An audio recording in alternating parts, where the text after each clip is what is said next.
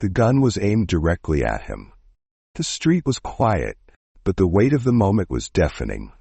His heartbeat pounded against his ribs, his hands frozen in place. He had always known the world saw him differently. He had always been aware that to some his presence alone was a threat.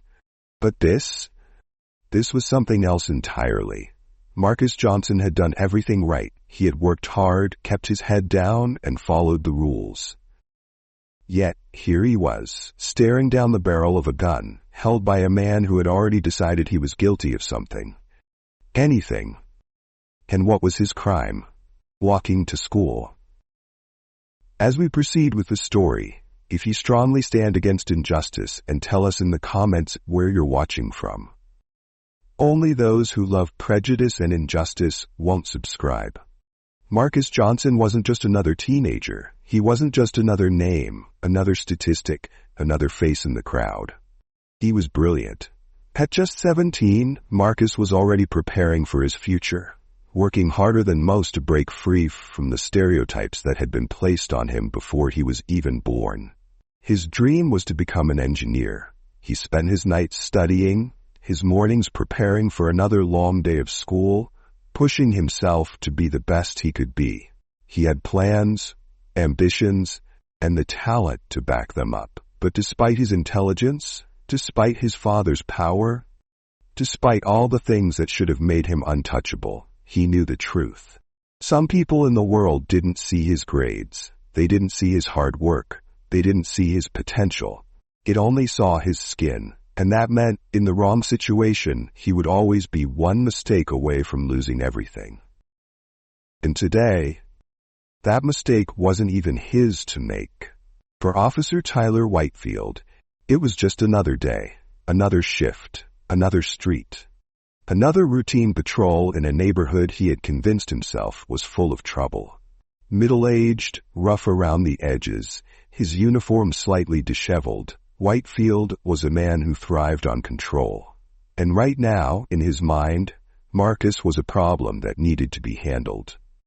Whitefield had been on the force for years, long enough to build a warped sense of duty, one where power meant dominance and authority meant being feared. He had spent too much time patrolling this neighborhood. When he saw Marcus walking down the street that morning, alone, focused, wearing a hoodie, carrying a backpack, it didn't matter that Marcus was just heading to school. Whitefield had already made up his mind. This kid was up to no good. And before Marcus could take another step, Whitefield slammed his foot on the brake. Not today, he thought. He didn't need to know Marcus's name. He didn't need to ask questions. In his eyes, Marcus was already guilty, and that was all the justification he needed. The squad car screeched to a halt. Marcus barely had time to react before the door swung open. Then came the voice, sharp, commanding, laced with accusation. "Hey, you! Stop right there!" Marcus froze. He had done nothing wrong, yet here he was, standing on a sidewalk, being confronted by an armed officer as if he had just committed a crime. What would you do if you were in Marcus's shoes? Would you run? Would you argue? Would you freeze? Let us know in the comments below, and don't forget to like, share, and subscribe. Marcus did what he had always been taught to do. He stayed calm. He didn't make any sudden movements. He knew that in this situation, his life depended on it. But his calmness wasn't enough. Whitefield stepped closer, hand on his holster, his stance aggressive. He didn't ask Marcus his name. He didn't ask where he was going. He didn't ask anything. Instead, his voice turned cold. "Show me some ID." Marcus took a deep breath. This was happening. He slowly reached for his wallet, moving deliberately, making sure there was nothing sudden about his actions. But it didn't matter, because the second his hand moved, Whitefield's instincts kicked in. And his gun was out. Marcus's breath hitched. The officer had his gun drawn. It was aimed at him. For a moment, everything slowed down. Marcus had always known this could happen. His father had warned him, his mother had feared it, and he himself had spent years mentally preparing for a moment like this. But knowing didn't make it any less terrifying. This wasn't a training. This wasn't a drill. This wasn't a warning. This was life or death. And Marcus was the one staring down the barrel. Marcus couldn't move. He couldn't breathe. But he could think. Filled with fear, he remembered little Connie, his bestie back in grade school, who was shot on his own lawn because the officer thought his fake toy gun was a real one. Connie had been full of life and was only 10 at the time. It was a traumatizing event stamped into Marcus's memory. At that point, Marcus wondered if his fate would end like his, gruesome and cold. He knew his father would never let this go unpunished. And so, while keeping his hands visible, while forcing himself to stay completely still, he slowly unlocked his phone. With practiced precision, he sent a single text to his father. 3 words. I need help. Immediately, Whitefield caught a glance at Jordan tapping his phone. He hit him with the butt of his gun, and he passed out. Whitefield quickly placed him at the back of his patrol car and dumped his items with him. He felt it was his obligation to eliminate potential threats in the town. Seeing the justice system was too lenient, at least in his opinion. He had spent years locking people like Marcus away. All they needed to do was glance at him, and he interpreted it to be a threat, when truly he was threatened by the color of their skin and the confidence he saw whenever he stared into their eyes. They didn't feel inferior, and he felt that was out of order. Minutes later, the sound of another squad car pulling up fast made Whitefield falter. The tension in the air shifted. Then came the first voice in Whitefield's earpiece. Stand down, Officer Whitefield. Then the second squad car door slammed shut. Then the third voice, a voice Whitefield recognized immediately, a voice that made his blood run cold. That's my son. Danny Johnson stepped forward, flanked by 2 federal agents. Whitefield's face was drained of color. The realization hit him all at once. He had just pointed a gun at the son of the director of the FBI. And now, he was about to lose everything. Officer Tyler Whitefield stood frozen, his mind racing, the consequences of his actions crashing down around him. He had been in countless situations, each one dangerous in its own way, but never had he faced a moment like this. He wondered how they knew he was here, and remembered Marcus had tapped his phone before he knocked him out. Surely the FBI would have used the tracking device on Marcus's phone to find them here. He knew it spelt trouble.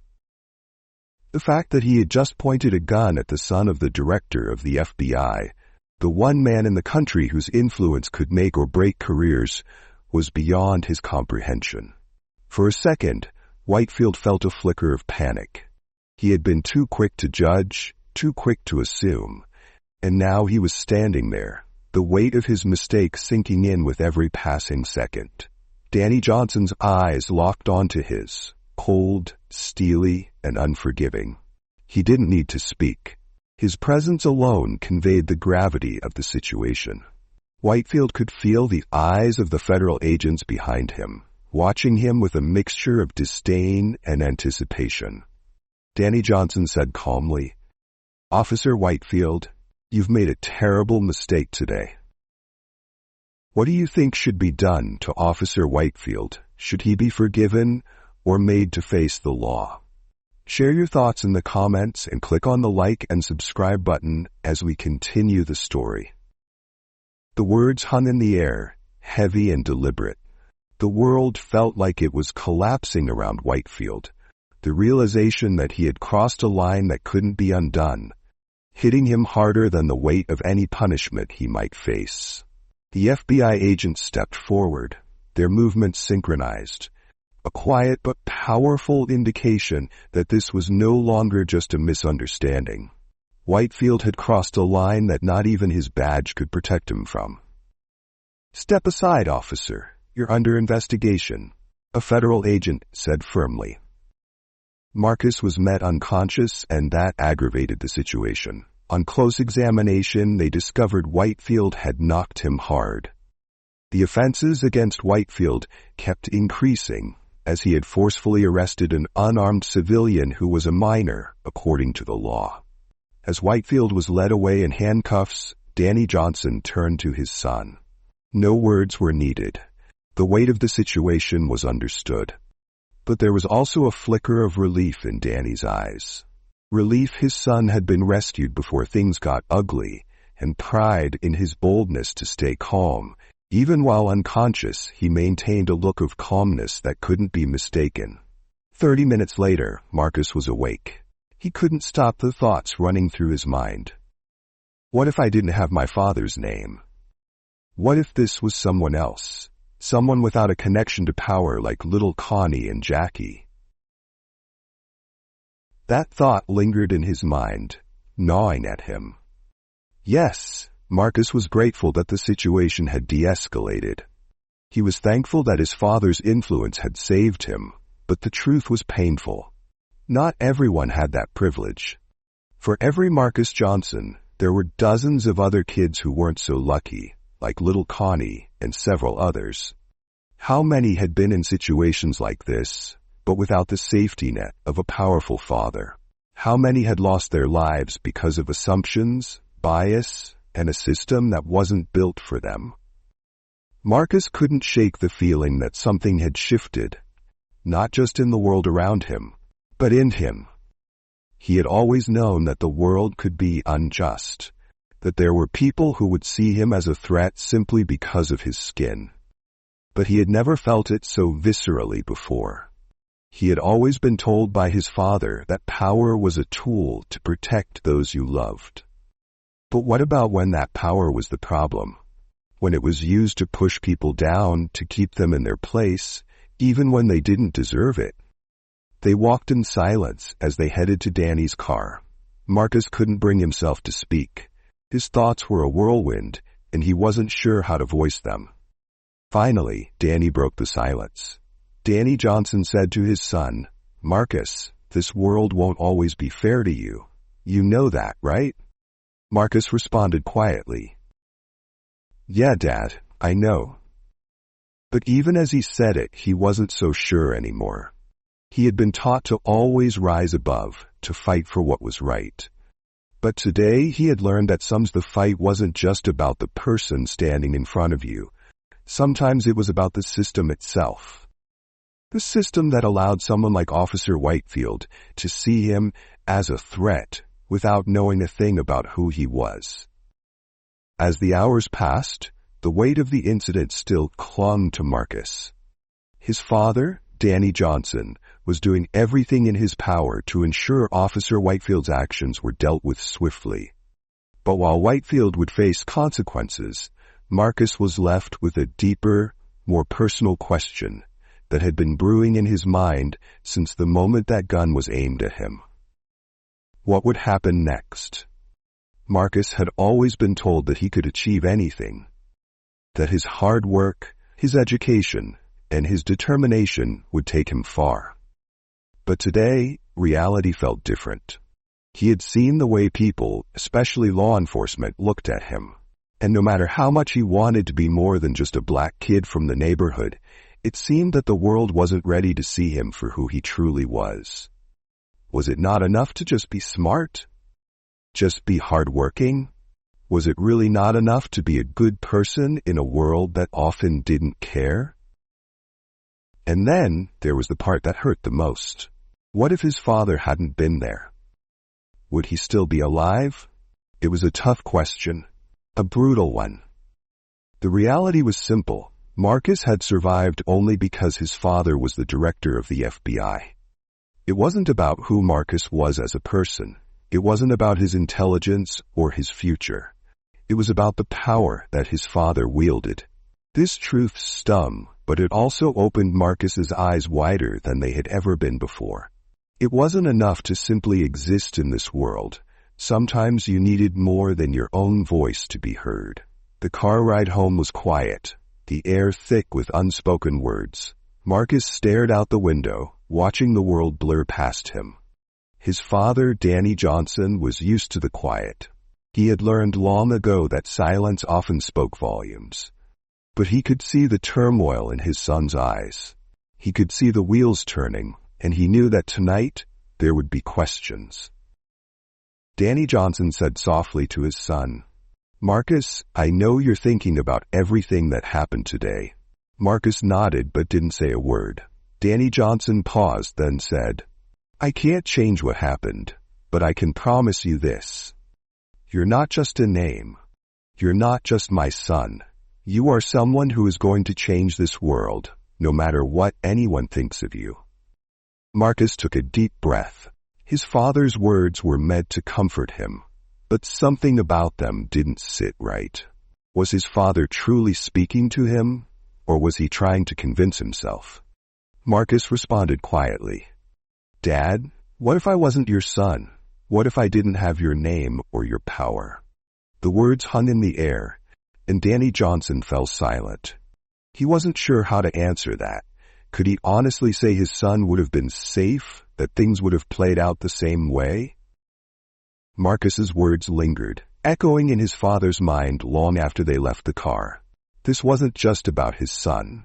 This was about a system built to protect some, but not all. Marcus's question was more than just curiosity. It was a reality that both father and son had to face. In a world where skin color determined life and death, who were they really protecting? And more importantly, who was being left behind? The weeks that followed were a whirlwind of media attention, internal investigations, and the quiet ripple of public outrage. Officer Whitefield was placed on administrative leave, pending further investigation, but the damage had already been done. His actions couldn't be undone. The fear he had instilled in Marcus would stay with him forever. But in the midst of the chaos, Marcus's life continued. He went back to school, back to his books, back to his studies. He tried to put the incident behind him, tried to act like it was just another distraction in a world full of distractions. But he couldn't forget what had happened, and the questions that plagued him didn't disappear either. As Marcus continued to struggle with the racism he faces in his own life, feeling isolated and overwhelmed, his parents noticed their son's growing frustration.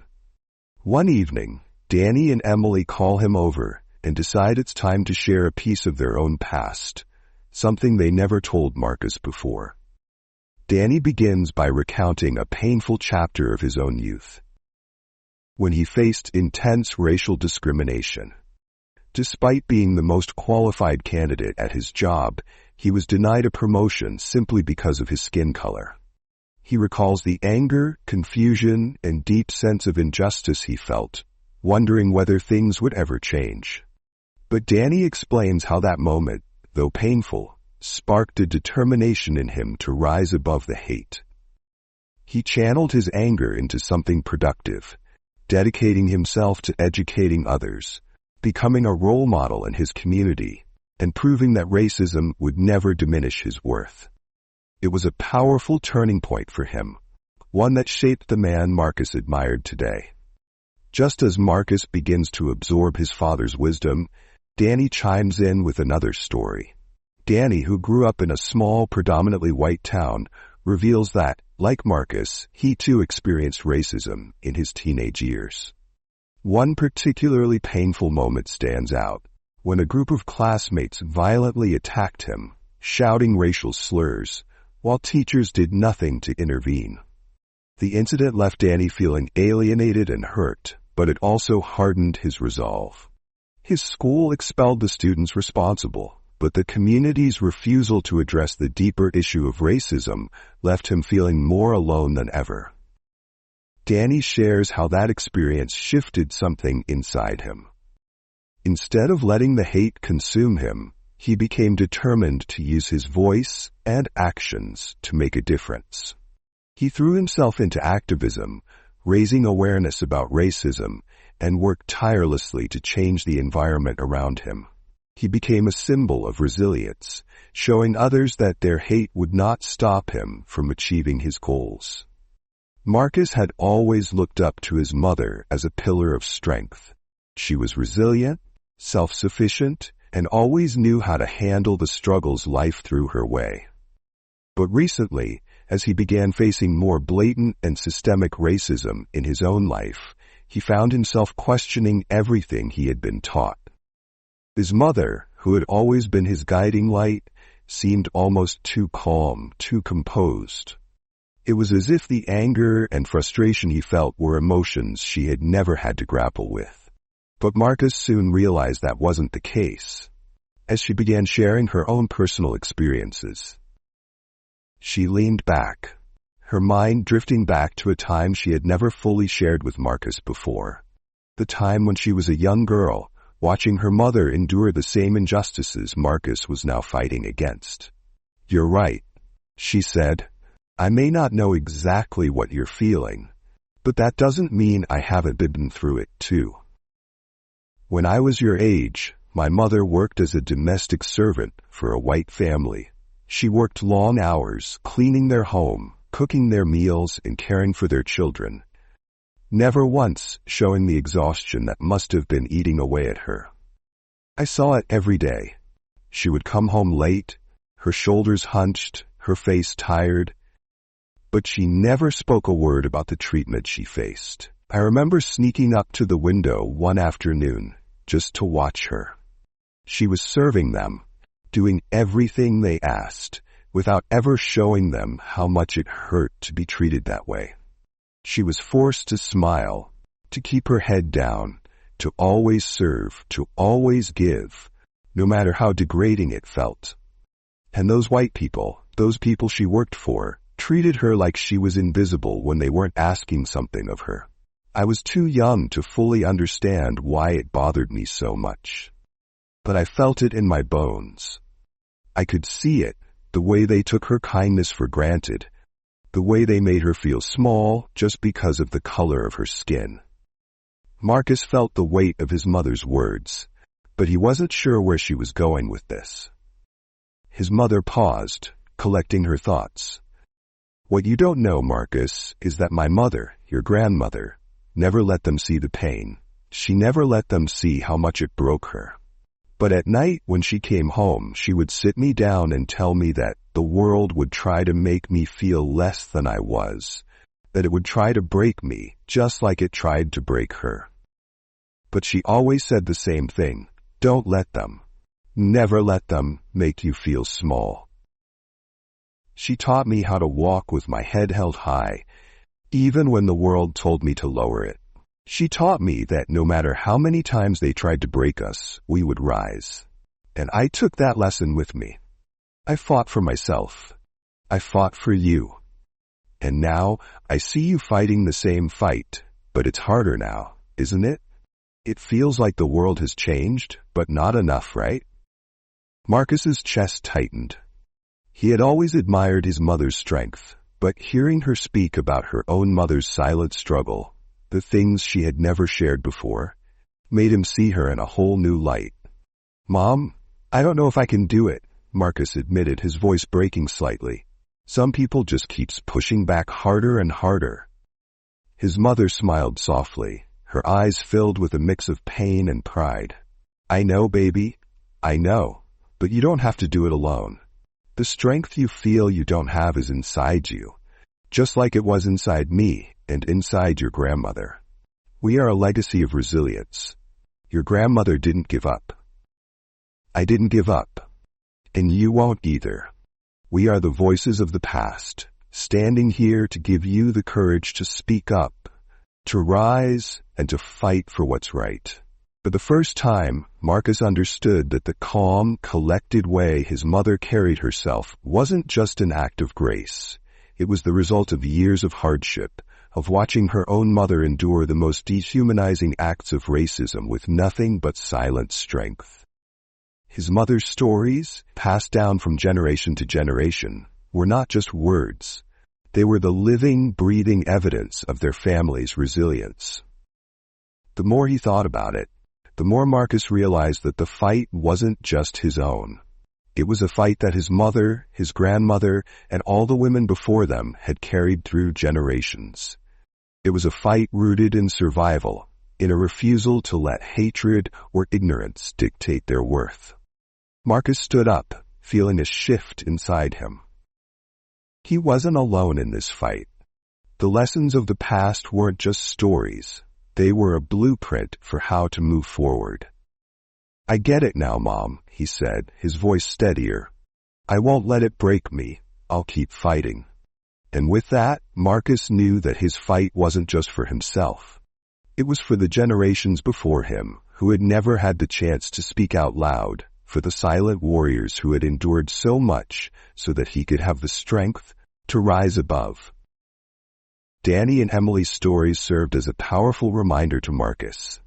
He was not alone in this fight. The strength and resolve passed down through generations, and the lessons of turning pain into purpose are now a part of his legacy. His stories ignite a spark in Marcus, showing him how he can face the challenges ahead with the same resilience, courage, and determination as those before him. You see, Marcus wasn't just any student. He wasn't just any teenager. He was someone who had been handed an opportunity to make a difference. And despite the darkness, despite the fear, Marcus knew one thing. He would never let his story be forgotten. Because the truth wasn't just about the gun pointed at him. It wasn't just about one officer or one incident. It was about a world that needed to change. And Marcus was going to be a part of that change. But the first step, that was up to him. From that day on, Marcus started advocating for the change he wanted and believed in. He made sure to tell everyone his experience and stood strongly against prejudice in the neighborhood. And from that day onward, the change was effected. If you enjoyed this story, hit that like button, subscribe, and share this video. See you in the next one.